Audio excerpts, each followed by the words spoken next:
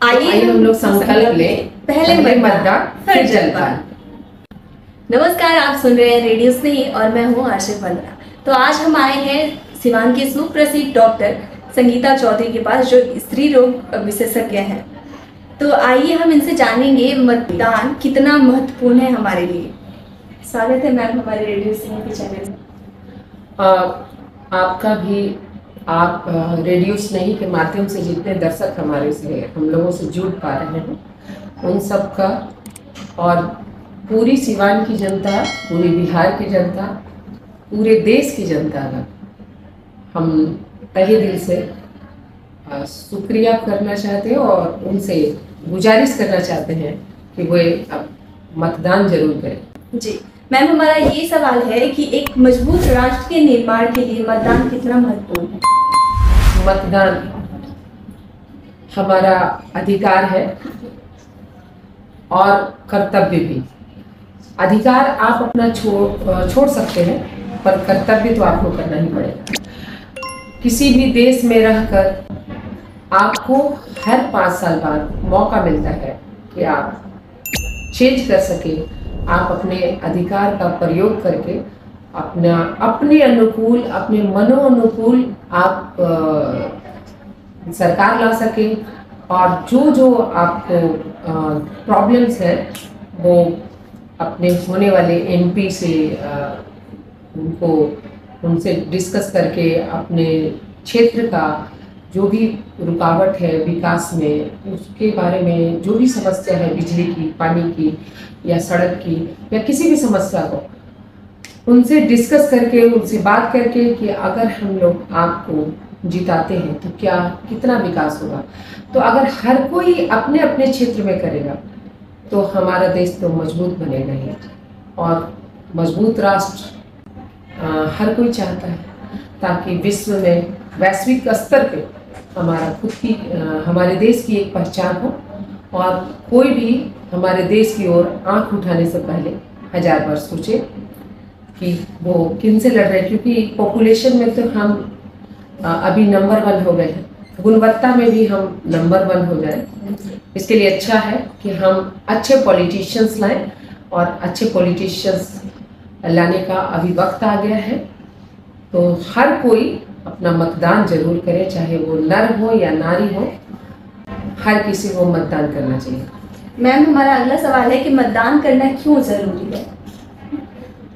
और ये सवाल पहले सवाल से ही रिलेटेड है। वो अगर आपने पॉलिटिशियंस ऐसे चुने हैं जो आपकी बातों को, आपकी एरिया के सारे प्रॉब्लम्स को ठीक से समझ के अगर वो पूरा दुरुस्त कर दे रहे हैं, अगर आपके यहाँ बिजली की समस्या नहीं रह रही है या रह रही है तो वो आप समझ पा रहे हो कि कुछ घंटे के लिए नहीं रह रही है, पानी का जो लेवल है वो गिरता जा रहा है, बारिश कम हो रही है, पेड़ पौधे कम लगाए जा रहे हैं। अगर ये सारी चीज़ें आप ठीक से व्यवस्थित हो जाए तो आने वाली जो जेनरेशन है उनको बहुत आसानी हो जाएगी। तो अगर आप मतदान करते हो तो अपने अनुकूल सरकार चुन पाते हो, और आपको पीछे में ये चिल्लाने से, बाद में चिल्लाने से, 5 साल चिल्लाते रहने से कोई फायदा नहीं है कि ये नहीं काम हो रहा है हमारे एरिया में, वो काम नहीं हो रहा है।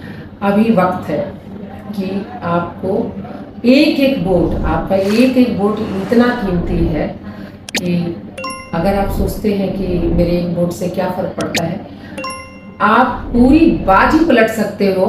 एक एक वोट से हार हो सकती है, एक वोट से जीत हो सकती है, और आपका राष्ट्र जो है वो उसमें दल है जो एक एक सीट से ही वो पार्लियामेंट का संविधान भी चेंज कर सकता है। तो अगर आपको लगता है कि मतदान, अभी आपको समझ में आ चुका हो कि मतदान आया है, मतदान देना जरूरी है, तो कृपया उस दिन छुट्टियों पे ना जाए। ये ना सोचे कि 25 मई हमारे एरिया में जो मतदान हो रहा है सिवान में, 25 मई शनिवार है तो एक दिन पहले शुक्रवार को छुट्टियां निकाल लो, क्योंकि अगले दिन तो संडे है।